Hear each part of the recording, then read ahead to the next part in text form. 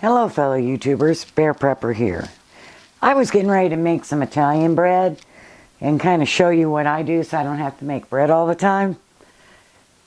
And I was looking at something and I realized that maybe you might want to see this. This is the yeast that I've been using, and this was in the bread that I made and posted. As you can see, it's just about empty. I put 2 more tablespoons in there, which is 1/8 of a cup. And I wanted to show you something on the back here. Let me bring you up close so you can see. Can you see that? Expiration, September of 2008. Now, this has not been in the freezer. This is in my refrigerator. And I have another one in my refrigerator. This one is also date of production 09 of 09. Best if used by 09 of 011. Let me bring that into you. I'm not sure if you can see that. There. There you go. So, and it's been in my refrigerator also. I don't worry about putting it in the freezer. I have never had an issue with yeast not working. If it happens to go bad, which as you can see this hasn't, I got these on sale and that's why I have so many of them. And it was rotation time, so I started rotating it. It expires 2008. But as you can see, it's already started. And you can tell because you can feel heat coming off. So if you're doing your bread and you cover it up and then reach in, if you can't feel heat within, I would say 4 minutes, then your yeast isn't working right and you should add some more. But if you can feel heat, your yeast is perfectly fine. All right, I'll be back to you in a minute. It's been going for about 15 minutes and I wanted to show you. This is that yeast that's from 2008. Look at that. Let me make sure you can see it. Look at that. Rose quite well. So now I'm going to finish my bread. I'm making this Italian bread. And you know what's nice is you can change this bread however you want in the middle of it. And I'm making some Italian bread, and I'm just putting some Italian seasoning and some garlic powder in it because my family loves garlic powder and Italian seasoning. And we have here dough enhancer. I did include the recipe for dough enhancer on a previous video where I made the original loaf of bread. And so I am just going to add, 1.5 tablespoons of dough enhancer. And I have some Himalayan pink salt here because everybody's on me to use better salt. So I'm going to try some Himalayan pink salt. I think that'll be really good in this. And let me show you the dough enhancer. You can buy it. It costs me, $23.95 for a bucket. Weight 5 pounds. And works quite well. But you can make it too.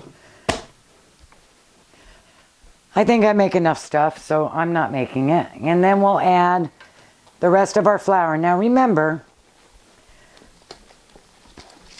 when you're adding flour, until you get it non-sticky, you do not start your kneading process. Oh, this smells wonderfully. And break up those dough enhancer clumps. I do find that the dough enhancer, if you leave it in the bucket once you open it, it does tend to clump because of the humidity. Oh, sorry folks. Let me get all that off of there. So you might want to put it in something else. I've just chosen not to. And so I'm going to start pouring in my flour. and mixing it up. Okay, I wanted to show you I'm no different than anybody else. I use a mixer, and mine, it'll tend to go spinning wild out of control, so I kind of got to hold it a little bit. But I do the same thing. I pull it off, flatten it out, and then pull. And if I can pull, then it's ready to make into whatever I want to make into it. Doesn't necessarily go in a ball, but if you do this, it'll go into a ball. And it won't rip apart. And that's how you know pretty much it's done. See how it sticks together and it stays smooth here? That tells you it's ready. Alright, so we're going to take it out of the mixer. And sometimes that's easier said than done. It's my old Oster. Still works great. Had to replace that gear, but it works. Let me bring you on over here with the oil. Alright, so take just a little bit of oil, put it down, spread it out, and we're going to do this a little differently because I'm doing a couple things with it. We are going to make a loaf, but before I even touch the loaf, I need to get some of these in the freezer. So I have a pan here, and I want to get the air out, really upset it, so that it gives me a moment before it starts to rise, and I'm just going to pull off some balls. And I'm going to put them in that pan. And you got to move fast because this stuff rises really quick.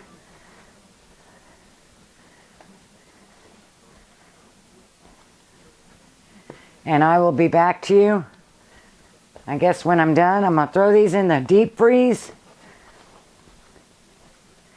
Do not let them touch. Otherwise, they will grow into each other and you will have a mess.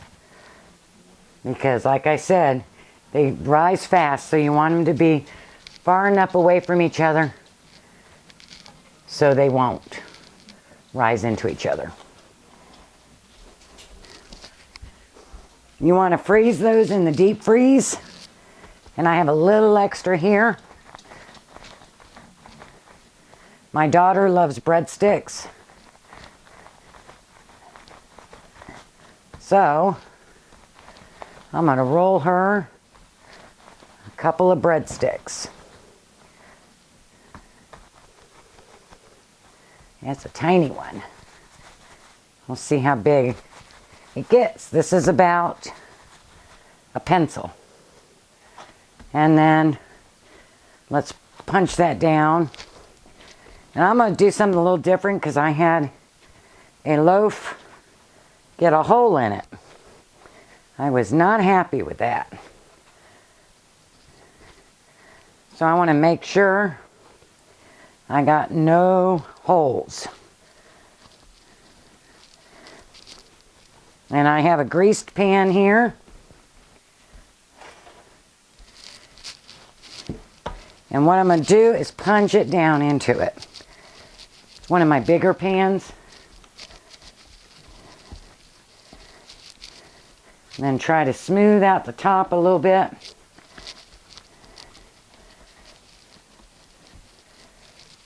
So that it makes a pretty top on it. And we'll take our saran wrap, throw it over it. And over the breadsticks.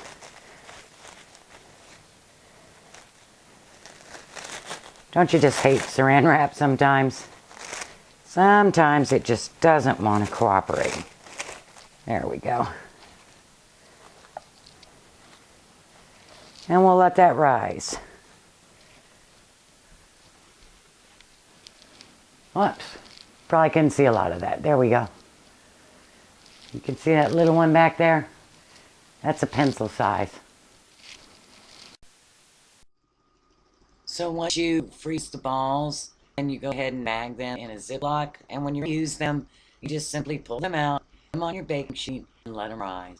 They're going to be big enough rolls for 2 people. But the reason you do balls, if you don't do it quick enough and get it cold enough with this recipe, you'll see that it rises in the bag. So you got to get them separate. You got to get them done right away so that you can have this. Now I can still use this bed. It's just not going to rise quite as well as it would have had it been fresh because it rose in the bag.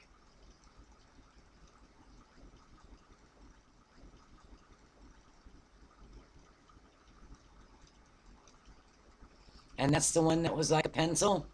As you can see, turned out quite well. And there we go. Beautiful loaf, herb, garlic, but very nice and large. Blessings.